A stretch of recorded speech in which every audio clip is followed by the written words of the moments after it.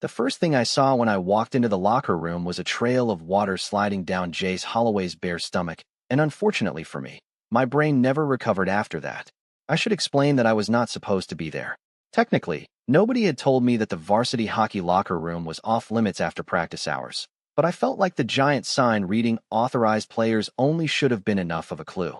In my defense, Coach Bennett had sent me to deliver memory cards for the team's social media shoot, and the athletic building at Westbridge University was basically a concrete maze designed by someone who hated freshmen personally. I had already taken 3 wrong turns, walked into the wrestling room by accident, and nearly gotten flattened by a 6'4" linebacker carrying a protein shake the size of a small child. By the time I found the hockey wing, rainwater was dripping off my hoodie, my sneakers squeaked against the tile floor, and I was one mild inconvenience away from dropping out of college and living in the woods.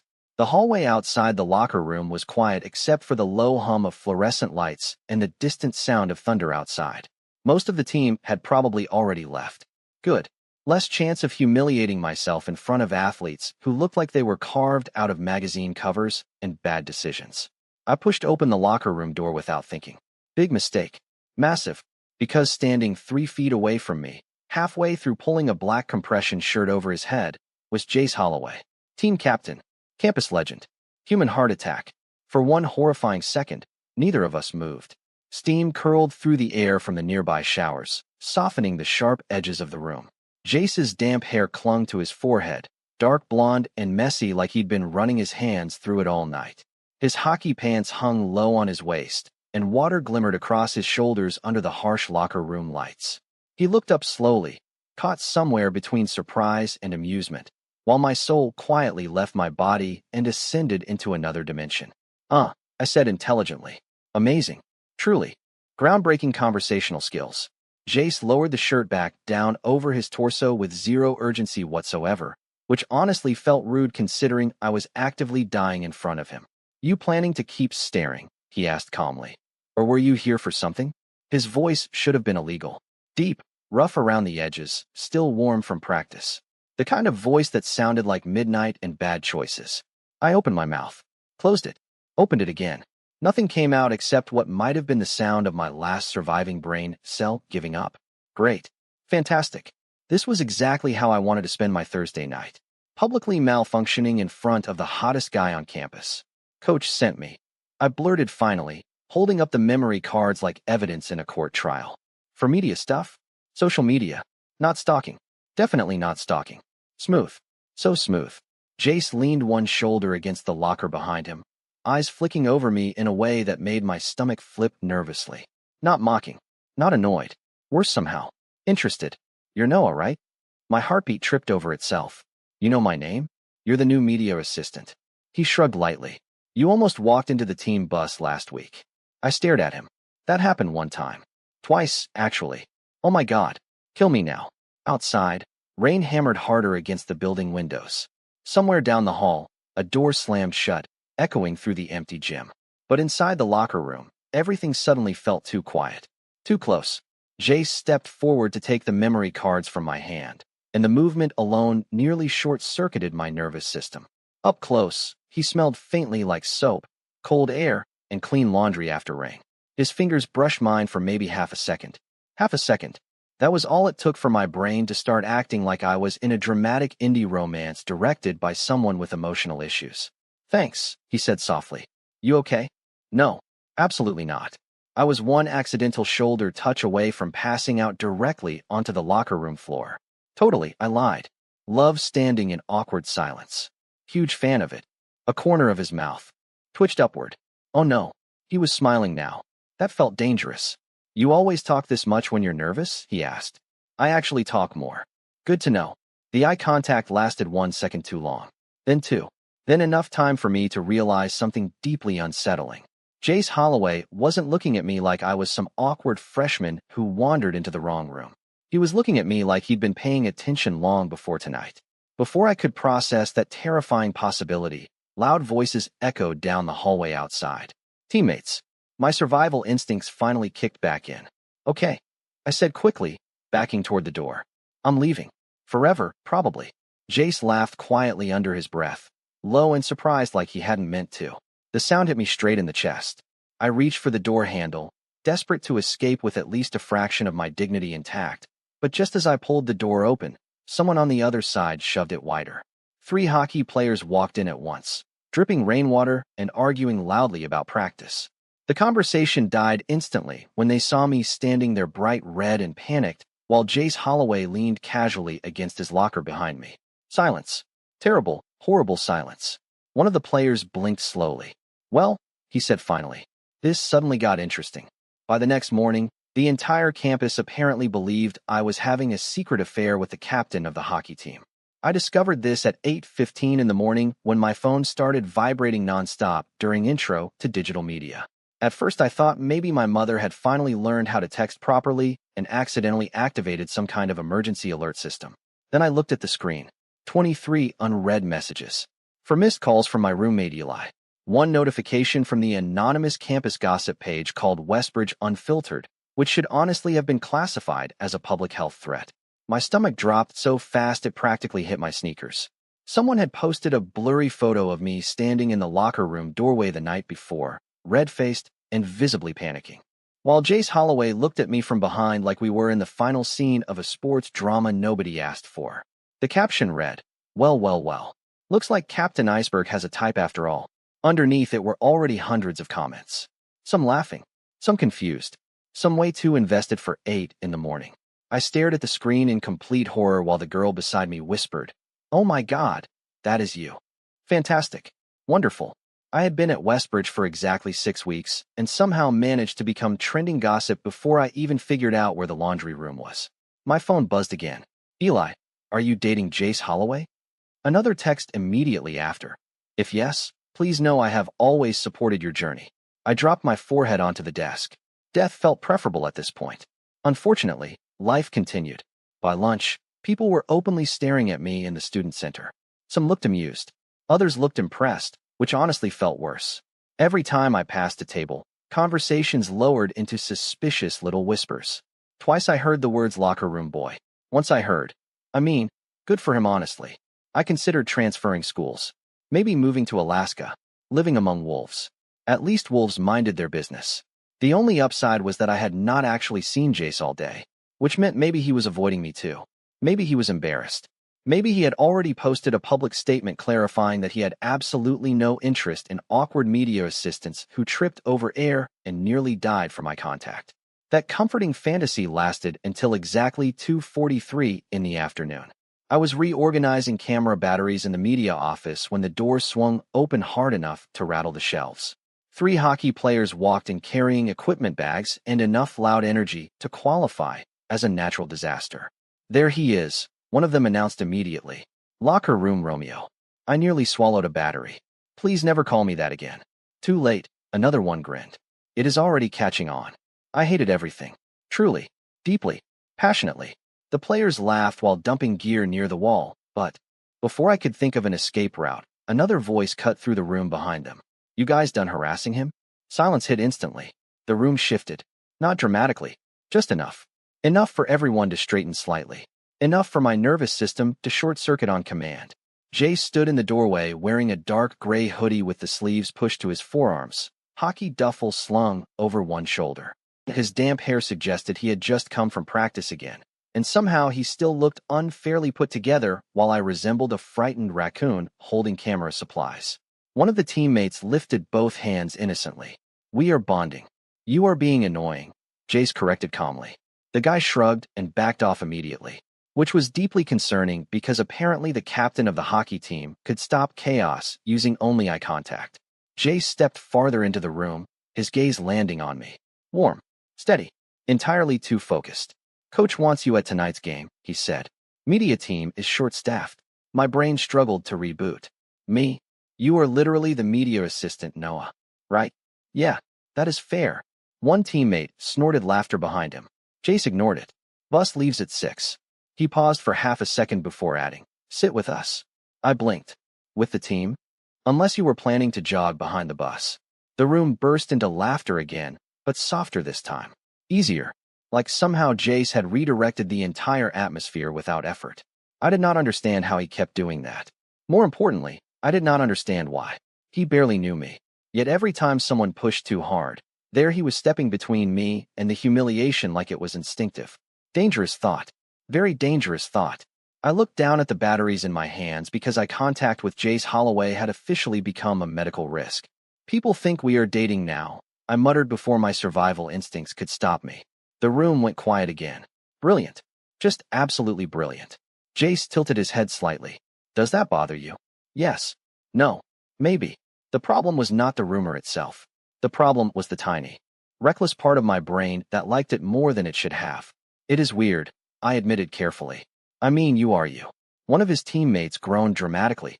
Oh my God, he does not know. Know what? I asked immediately. Nothing, Jace said flatly, shooting the guy a look sharp enough to shut him up. Suspicious. Extremely suspicious. Before I could ask questions, another player wandered past the doorway and smirked at me. Careful, media boy, he said. Captain gets protective. Jace's expression cooled instantly. Walker. Just one word. Calm. Controlled. But something underneath it made the other player leave without another comment. My pulse stumbled awkwardly against my ribs. Because that was the second time in less than 24 hours that Jace Holloway had stepped in front of me without hesitation. And the worst part was that he did not even seem aware he was doing it. The hockey bus smelled like rain, sports drinks, and poor life choices. I realized this approximately 30 seconds after climbing aboard with a camera bag slung over my shoulder while 20 varsity athletes stared at me like I had wandered into the wrong ecosystem again. Which, to be fair, I probably had. Locker room Romeo has arrived. Someone announced dramatically from the back. I considered throwing myself onto the interstate. Instead, I forced a painfully fake smile and shuffled awkwardly down the aisle searching for an empty seat. Unfortunately, every row seemed occupied by giant hockey players built like refrigerators with emotional support water bottles. Then I noticed one seat still open near the middle of the bus, beside Jace Holloway. Of course. Naturally. Because the universe had clearly decided humiliation was now my primary personality trait. Jace glanced up from his phone as I approached, one earbud hanging loose around his neck. You are late, he said. I stared at him. The bus leaves in 4 minutes. Still counts. One corner of his mouth lifted slightly, and something warm twisted annoyingly inside my chest. It should not have been legal for someone to look that relaxed while wearing a black hoodie and sweatpants. Meanwhile, I looked like an exhausted graduate student who had recently lost a fight with weather conditions. Move your bag, I muttered. Jace shifted his duffel from the seat beside him without argument. The movement exposed the expensive silver watch on his wrist. Sleek and understated, but definitely not normal college student expensive. The kind of watch people wore when their family-owned buildings downtown. Interesting. I slid into the seat beside him while trying very hard not to acknowledge the fact that his shoulder brushed mine immediately, because hockey players apparently took up 80% more physical space than regular humans. Comfortable, he asked calmly. I am experiencing psychological warfare. A quiet laugh escaped him before he looked back down at his phone again. Across the aisle, two teammates exchanged dramatic looks like they were witnessing live theater. I hated them all. The bus finally pulled away from campus under a dark gray sky streaked with rain. Students blurred past outside the windows while music hummed softly through overhead speakers. Most of the team settled quickly into loud conversations, but every few seconds I caught someone glancing toward me and Jace like we were a reality show they had become emotionally invested in. You know, I whispered under my breath. This is not helping the rumors. Jace did not even look up. What rumors? I turned slowly toward him. You cannot be serious. I like hearing you explain things. Oh, he was doing that on purpose. Dangerous. Extremely dangerous. Before I could recover, his phone lit briefly in his hand with a notification across the screen. Call home. The name underneath read Holloway Holdings. Not Mom. Not Dad. Holdings. My eyes flicked over it automatically before I could stop myself. Jace tilted the screen away almost immediately. Smooth. Subtle. Suspicious. What is Holloway Holdings? I asked carefully. Boring rich people stuff. I blinked. You are rich. Not emotionally. I stared at him in disbelief while he casually shoved the phone back into his pocket like he had not just dropped life-altering information into the conversation. Wait, I whispered. You are actually rich. Noah. You have a business family last name. That is not a thing. It absolutely is. Jace shook his head, but there was amusement hiding behind the tiredness in his eyes now. Try not to make it weird. A little late for that.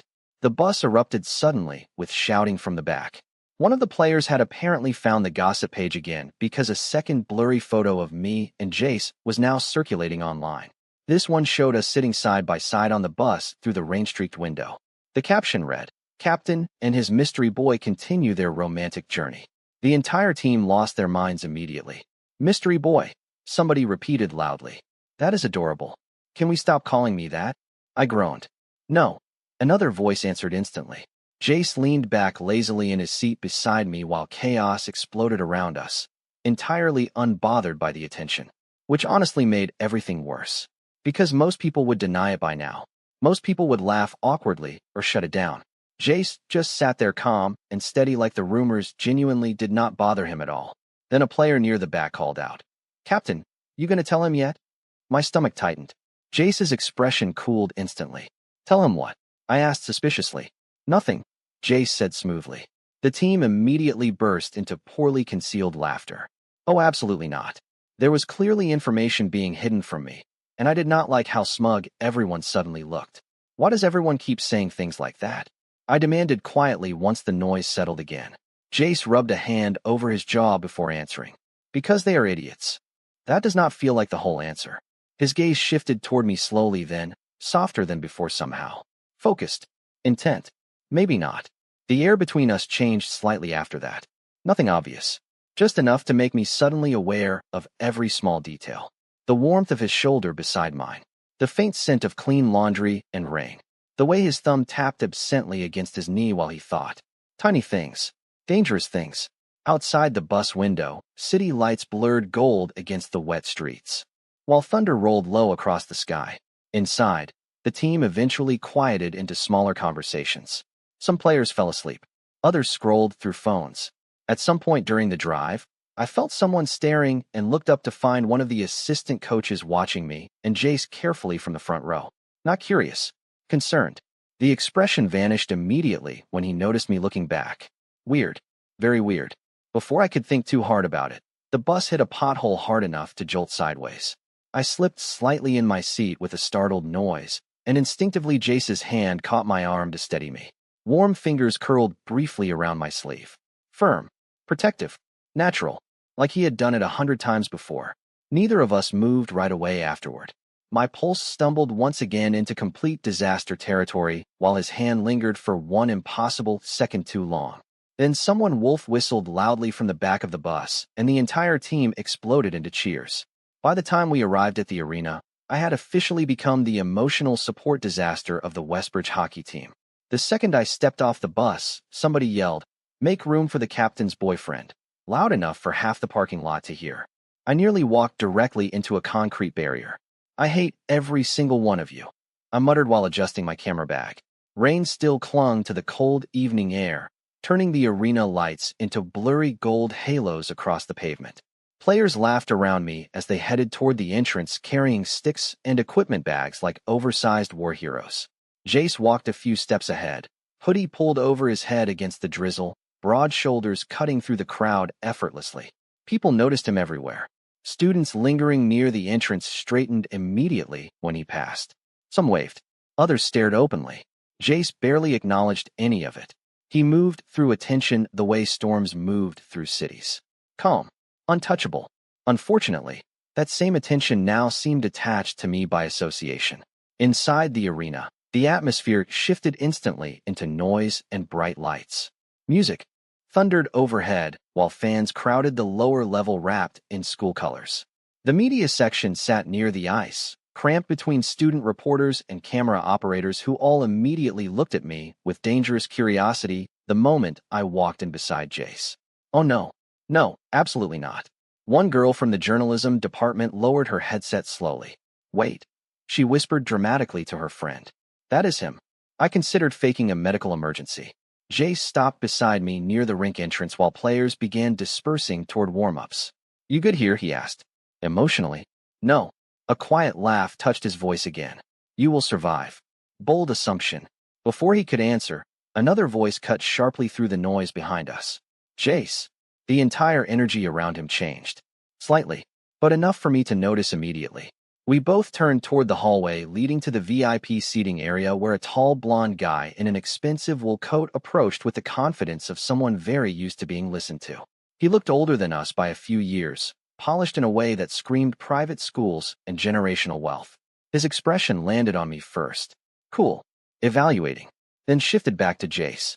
Coach has been looking for you, he said evenly. And your father keeps calling. Oh, there it was again. The family thing. Jace's jaw tightened almost invisibly. Tell him I am busy. The blonde guy's gaze flicked toward me again. Clearly. Okay.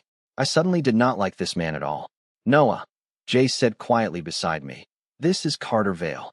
Carter extended a hand politely enough, but something about the smile never reached his eyes. You are the media assistant everyone is talking about. I shook his hand cautiously. That sounds mildly threatening. It should. Jace's expression cooled instantly. Carter. Just one word. Calm. Controlled. Warning. Carter lifted both hands innocently. Relax. I am trying to help. You are bad at it. The tension between them felt old. Familiar. Like two people who had spent years learning exactly how to irritate each other. Before I could figure out what that meant, a group of students passed nearby, whispering loudly enough to hear. That is him. Seriously?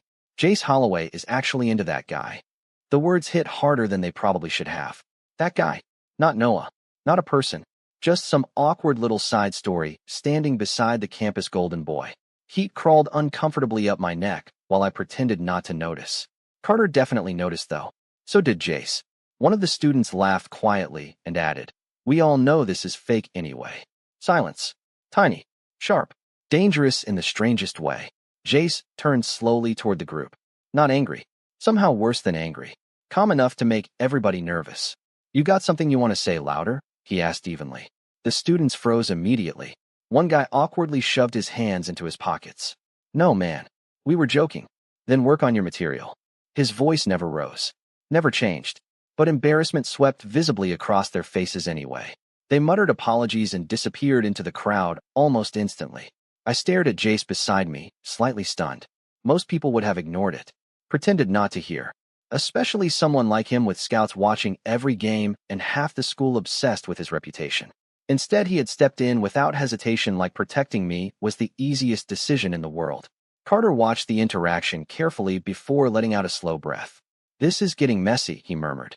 I do not remember asking for your opinion, Jace answered. Your father is going to. There it was again. The father thing. Carter's phone buzzed suddenly in his coat pocket. He glanced down at the screen before immediately showing it to Jace. I only caught part of the message before he tilted it away. Holloway Foundation dinner Saturday. Attendance required. Underneath, that was another message preview. Who is the boy? Jace's expression hardened for half a second before the emotion disappeared completely. Interesting. Very interesting. I will handle it, he said flatly. Carter looked unconvinced. Will you? The question lingered strangely between them. Then Carter's eyes shifted toward me once more, softer this time. Almost sympathetic. Be careful. Noah, he said quietly. People around Jace tend to end up in headlines. With that, he turned and disappeared back toward the VIP section before I could ask what the hell that was supposed to mean. I looked up at Jace slowly. Okay, I said.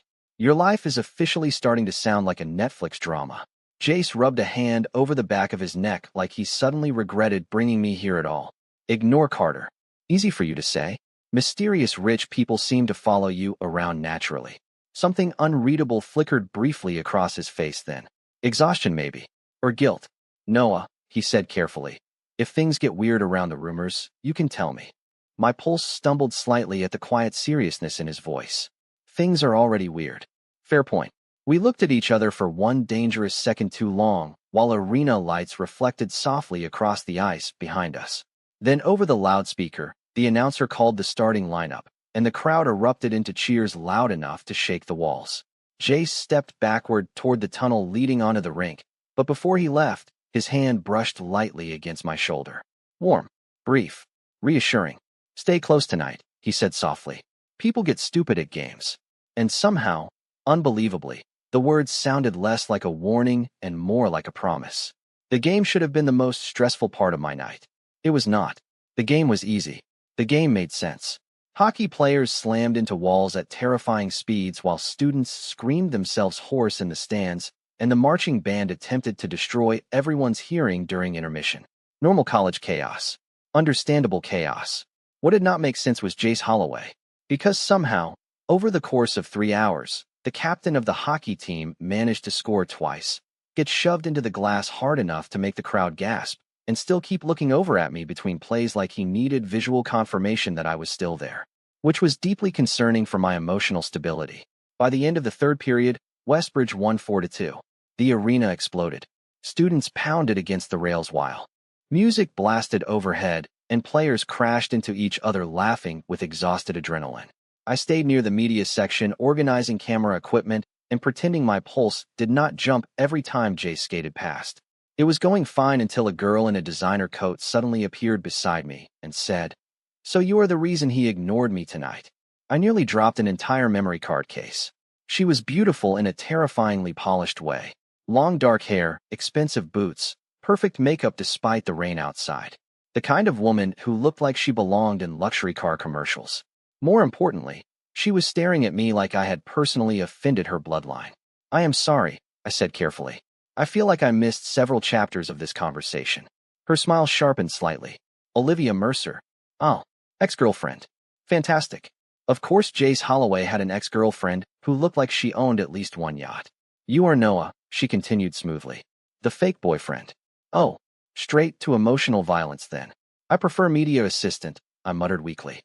Olivia crossed her arms lightly while glancing toward the ice where Jace was still talking to reporters. "You should be careful." I blinked. "That sounds vaguely threatening again." "It is advice."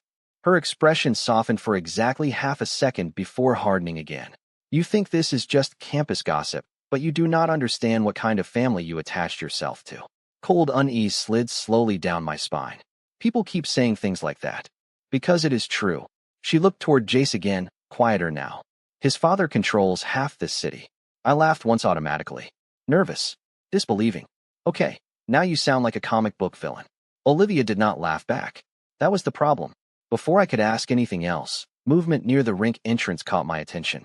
A group of men in dark coats had entered through the private hallway beside the VIP section. Not students. Definitely not hockey fans. Older. Sharp-looking. The kind of people who moved with calm purpose instead of normal human uncertainty. One of them approached Jace directly near the tunnel. Even from across the arena, I saw the instant shift in Jace's posture. Controlled. Guarded. The man handed him something small. A phone maybe. Or a folded document. Jace glanced toward the VIP level immediately afterward, where several wealthy-looking donors stood watching the interaction carefully. My stomach tightened slowly. "Who are those people?" I asked quietly. Olivia followed my gaze. "Board members. Investors. Lawyers." She hesitated briefly. "Family associates." Family associates. That did not sound normal. That sounded like the kind of phrase people used before somebody disappeared in political thrillers. Jace looked up suddenly, then, and spotted me across the arena beside Olivia. Something unreadable flashed across his face immediately. He ended the conversation with the older man almost instantly and started toward us. Olivia sighed softly beside me. "There it is." "There what is?" "The look." "What look?" "The one that gets people hurt." "Great. Wonderful. Love that for me." Jace reached us seconds later, slightly breathless from the game, hair damp from sweat under the arena lights. "Olivia." His tone cooled instantly. "What are you doing here?" "Supporting the team." She smiled without warmth. "Congratulations on the win." His eyes shifted toward me immediately afterward. Checking. Assessing. Like he could somehow sense the anxiety building under my skin already. "Everything okay?" he asked quietly. "No. Absolutely not." Because suddenly nothing about him made sense anymore. Not the expensive watch. Not the weird phone calls. Not the assistant coach acting nervous around him. Not Carter warning me like I had wandered into danger accidentally. "Who are those people?" I asked instead. Jace went still. Tiny movement. Tiny pause. But enough. Olivia looked away immediately like she already knew how this conversation ended. "Noah." Jace started carefully. "It is complicated." "Oh." I hated that answer instantly. Complicated how? Silence stretched between us while the crowd continued roaring somewhere around us. Finally, quietly, Olivia said, "His family owns Holloway Holdings." I stared at her blankly. "Okay." She looked almost surprised I still did not understand. "Noah, Holloway Holdings basically owns Westbridge." My brain stopped functioning for a solid 3 seconds. "What?" Jace exhaled slowly through his nose. "It is not like that." Then explain it better. I snapped before I could stop myself. Hurt flared unexpectedly hot inside my chest. Not because he was rich. I did not care about rich. I cared that everybody around him seemed to know there was something huge happening except me. I cared that every warning suddenly sounded real. You let me walk around looking stupid while everyone else knew, I said quietly. Noah. No, seriously. What is this? My voice cracked slightly around the edges despite my best effort to stay calm. Am I just some distraction? A fake boyfriend storyline to keep your family off your back? Jace looked genuinely stunned by that, which somehow hurt worse, because he had not even considered how this looked from my side. Olivia stepped backward awkwardly. I should go. Fantastic idea, I muttered. She left quickly after that, disappearing into the crowd while cold embarrassment settled heavily in my stomach. Jace reached toward me instinctively like he wanted to stop me from walking away too, but I stepped back first. The movement visibly hit him harder than I expected. Noah, listen to me. Why? The word came out sharper than intended. So I can find out next week you are secretly a billionaire prince running Gotham City? A faint, almost laugh escaped him despite the tension. Wrong reaction. Absolutely wrong reaction. This is not funny, I said. I know. His expression softened immediately. Tired now. Frustrated. I just did not want you looking at me differently. I stared at him for one painful second too long. Because the truth was, I already was. For exactly 3 days after the rain outside the arena, everything felt dangerously close to becoming real. That was the problem. Jay started showing up everywhere in my life, so naturally it stopped feeling strange. He walked me back to my dorm after late media meetings. He stole fries off my plate during lunch while pretending he was not doing it. He leaned against my desk during editing sessions with that calm, unreadable expression while entire classrooms openly stared at us like we were a celebrity couple avoiding paparazzi. Somewhere along the way, the fake relationship joke stopped feeling fake to everyone except maybe me. Maybe him too. I was not sure anymore.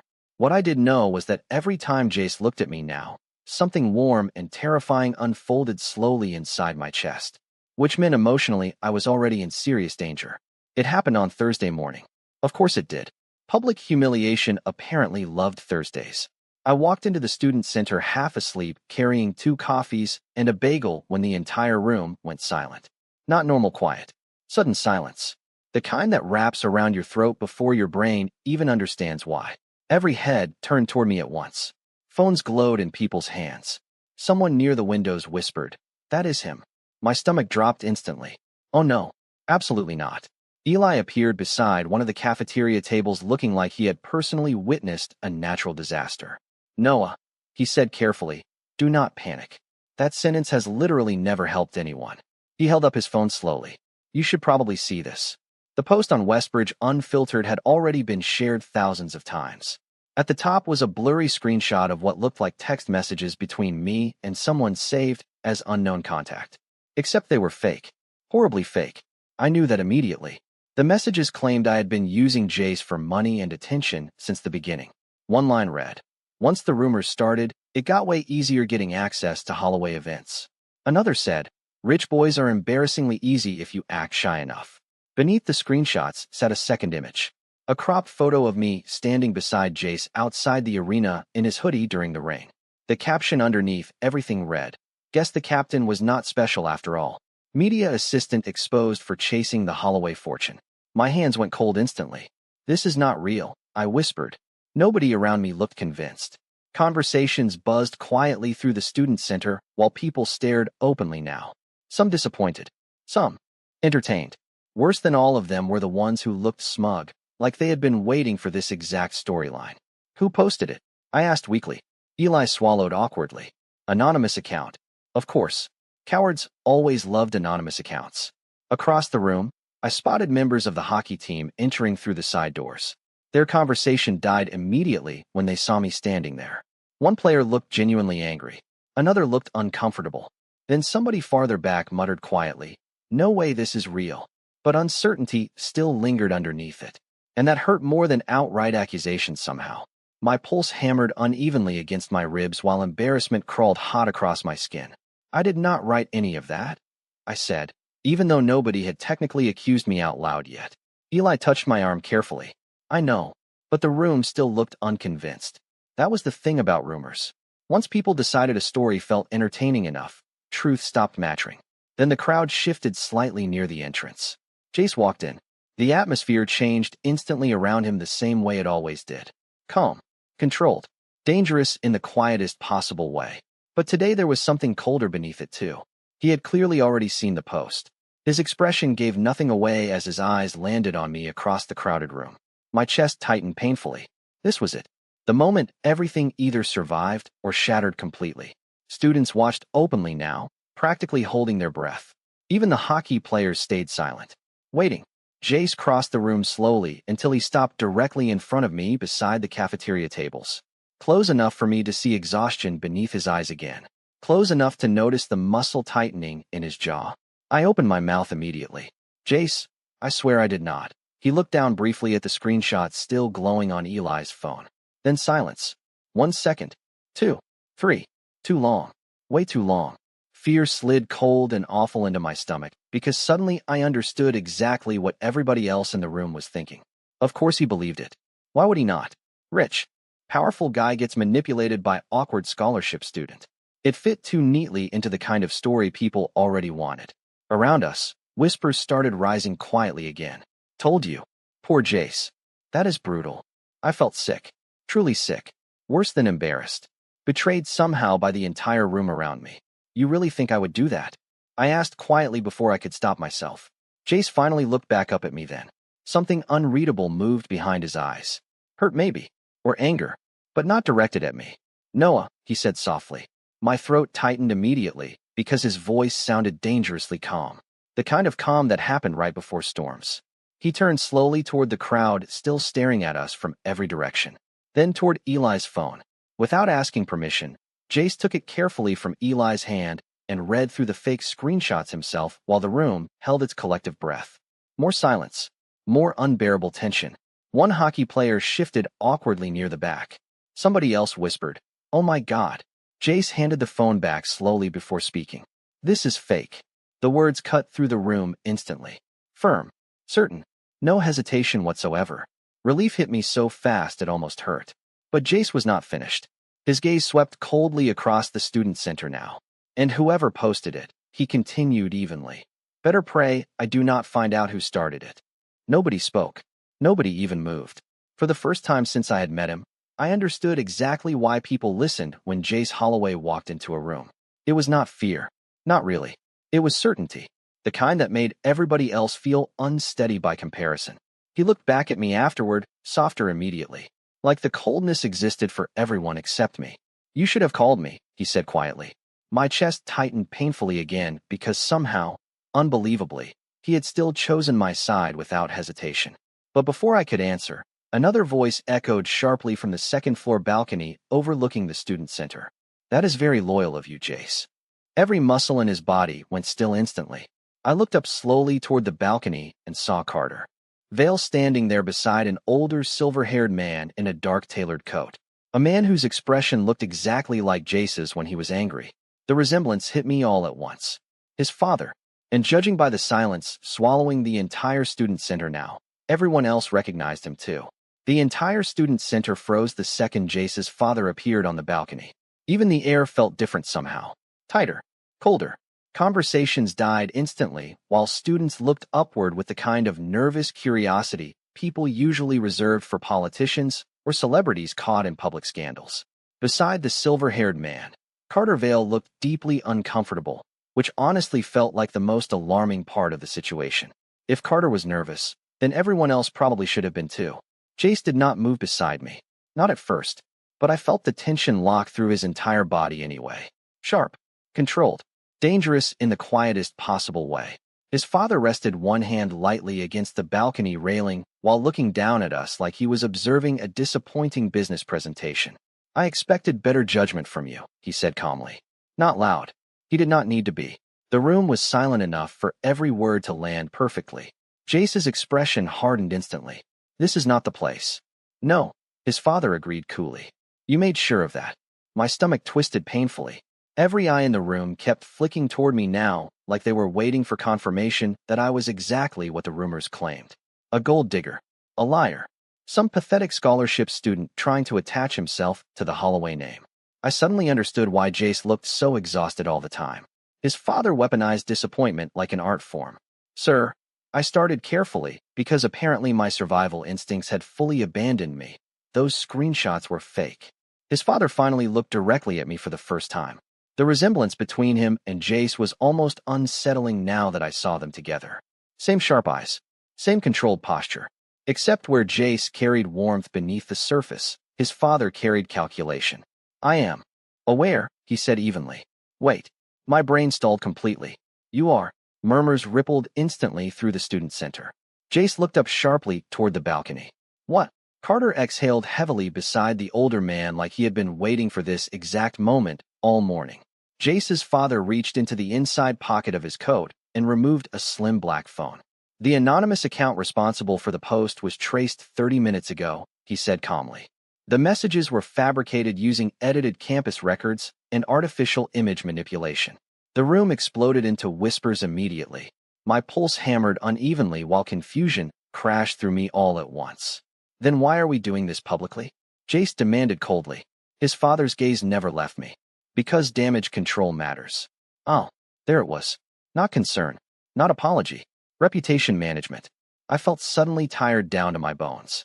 But before anyone else could speak, Carter stepped forward slightly and said quietly, "Tell him the rest." A strange expression crossed the older man's face. Annoyance, maybe. Then, reluctantly, he looked back toward the crowd. The student responsible for distributing the fabricated screenshots was paid anonymously through a third-party account connected to Olivia Mercer. Gasps erupted instantly around the room. Somewhere behind me, somebody whispered, "No way." Another voice said, "That is insane." My brain struggled to catch up. Olivia?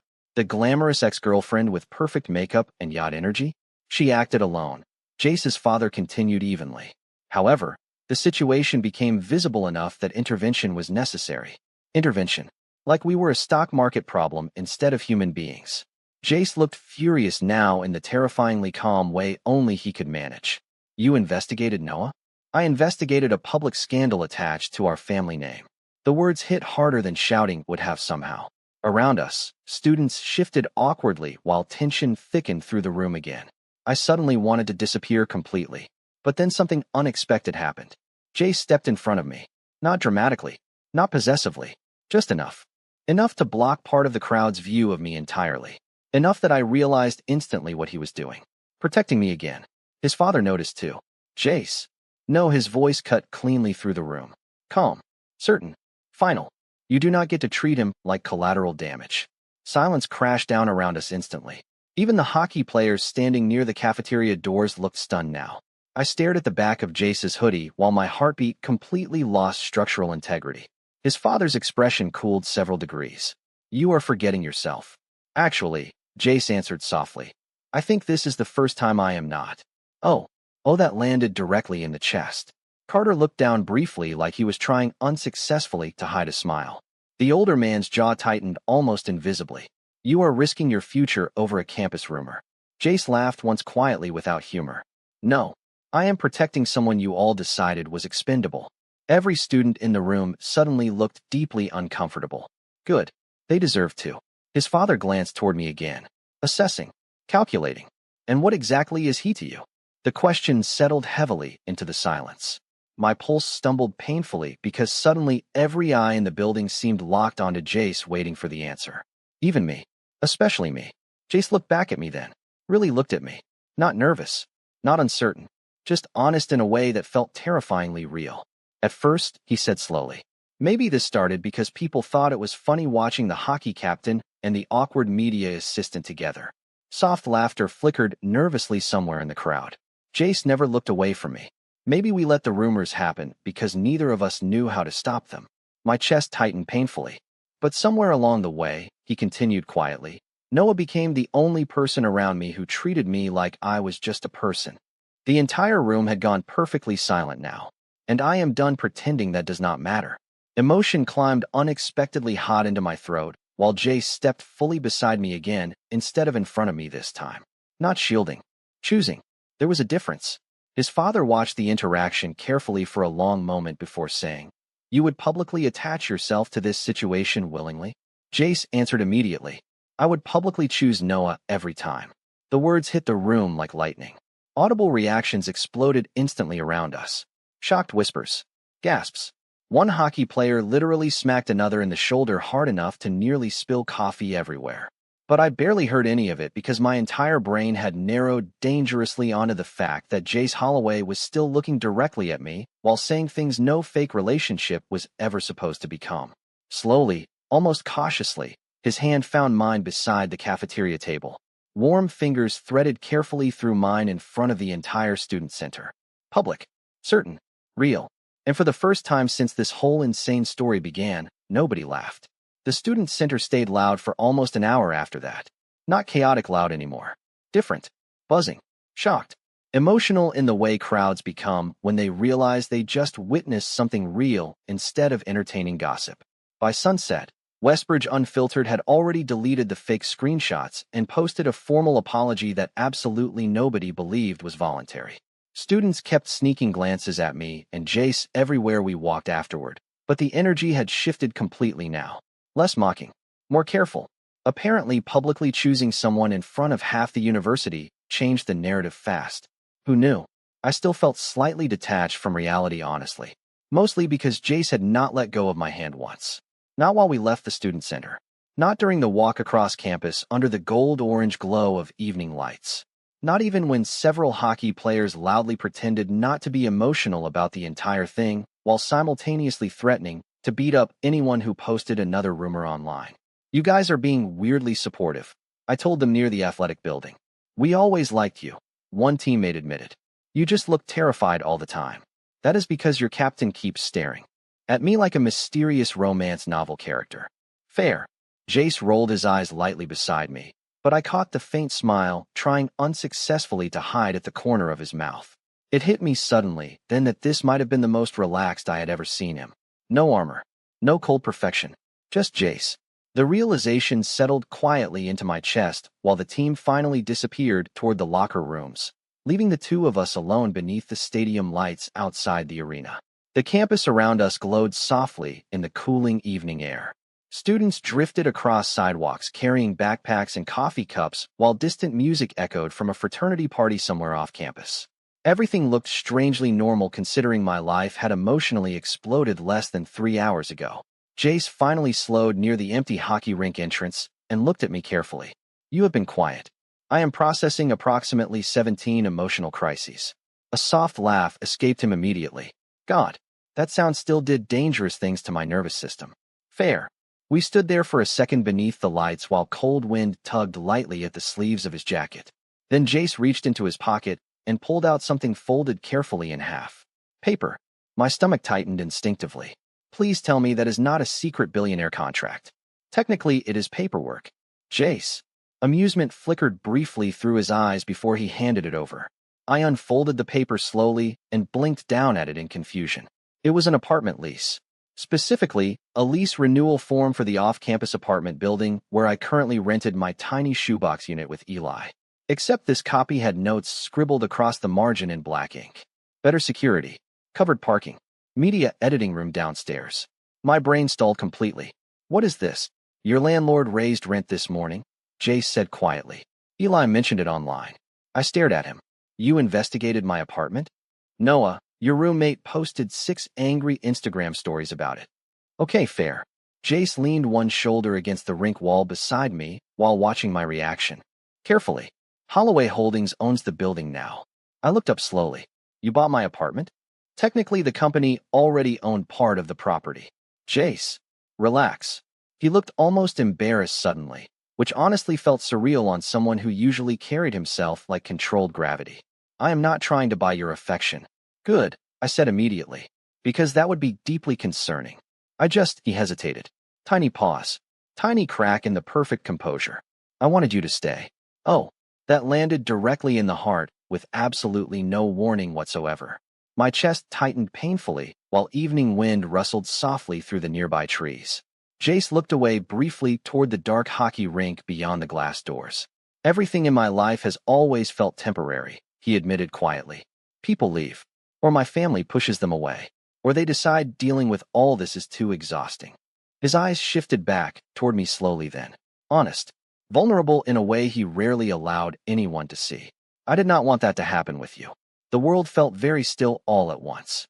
You know, I said softly, for someone who acts emotionally unavailable all the time, you say terrifyingly sincere things. Jace laughed under his breath again. Occupational hazard. I folded the lease paper carefully before handing it back to him. I am not moving into a luxury penthouse with secret security guards. That was not the plan. Good. I narrowed my eyes slightly. Because I enjoy paying $12 for coffee and living with plumbing that sounds haunted. You are impossible. And yet here you are. Something warm flickered across his face after that. Not the confident public smile everyone on campus knew. Softer. Real. Like he still could not entirely believe I was standing here willingly after learning how complicated his life actually was. Then his phone buzzed quietly in his pocket. He glanced at the screen briefly before sighing. My father. That sounds exhausting already. You have no idea. I hesitated before asking carefully, what happens now? Jace looked at me for a long moment beneath the stadium lights. Honestly, preferably. Now I stopped pretending this was fake. My pulse stumbled immediately. Dangerous. Very dangerous. Slowly, carefully, he stepped closer until barely a foot separated us. Close enough for me to notice the tiredness finally fading from his eyes. Close enough for me to feel warmth radiating through the cold evening air between us. Noah, he said quietly, I do not know how to do relationships like normal people. That tracks, actually. But I know I want this. My heart betrayed me completely at that point. Absolutely useless organ. You are aware, I said softly, that this whole thing started because I accidentally walked into the wrong locker room. Best mistake either of us ever made. The answer came so quickly it stole the breath right out of me. For one suspended second, we just looked at each other while campus lights shimmered gold against the dark windows around us. Then Jace reached for my hand again naturally, like it already belonged there. This time, when our fingers intertwined beneath the quiet stadium lights, nothing about it felt temporary anymore. And as he walked beside me through the center of campus without letting go once, I realized the rumors had accidentally told the truth long before we ever did.